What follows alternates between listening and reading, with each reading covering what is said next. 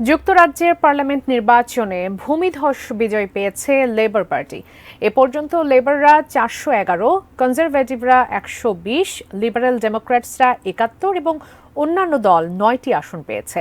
পরাজয় স্বীকার করে কনজারভেটিভ পার্টির নেতা ঋষি সুনাক হবু প্রধানমন্ত্রী কিয়ার স্টারমারকে অভিনন্দন জানিয়েছেন। এদিকে টানা চতুর্থবারের মতো জয় পেয়েছেন বঙ্গবন্ধুর নাতনি টিউলিপ সিদ্দিক।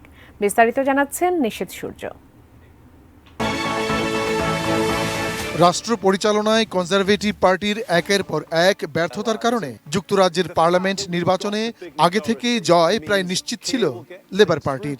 আর এই বিজয়টাকে ভূমিধস পর্যায়ে নিয়ে যাওয়ার কৃতিত্ব যার হাতে, সেই কিয়ার স্টারমারই নিরঙ্কুশ সংখ্যাগরিষ্ঠতা নিয়ে হতে যাচ্ছেন ব্রিটেনের নতুন প্রধানমন্ত্রী।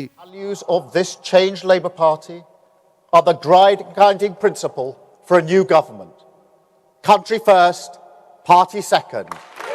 650 আসনের পার্লামেন্টে সংখ্যাগরিষ্ঠতা পেতে দরকার 326টি আসন। এ পর্যন্ত প্রকাশিত বেসরকারি ফলাফলে এককভাবে সরকার গঠনে প্রয়োজনের চেয়ে বেশি সংখ্যাগরিষ্ঠতা পেয়ে গেছে 14 বছর ক্ষমতার বাইরে থাকা লেবার পার্টি। হলবর্ন এবং সেন্ট প্যানক্রাস আসনে জয়ের পর লেবার পার্টির প্রতি আস্থা রাখায় ভোটারদের ধন্যবাদের পাশাপাশি নিরঙ্কুশ বিজয়ে আমরা করে দেখিয়েছি বলে মন্তব্য করেন sir Keir Starmer. The Labour Party has won this general election and I have called Sir Keir Starmer to congratulate him on his victory. অন্যদিকে নির্বাচনে ভরাডুবির পর পরাজয় স্বীকার করে নিয়ে হবু ব্রিটিশ প্রধানমন্ত্রী লেবার পার্টি নেতা কিয়ার স্টারমারকে অভিনন্দন জানান প্রধানমন্ত্রী ও কনজারভেটিভ পার্টির নেতা ঋষি সুনাক। এবার 4515 জন প্রার্থী প্রতিদ্বন্দ্বিতা করছেন। এদের মধ্যে বাংলাদেশি বংশোদ্ভূত ব্রিটিশ নাগরিক ছিলেন অন্তত 34 জন।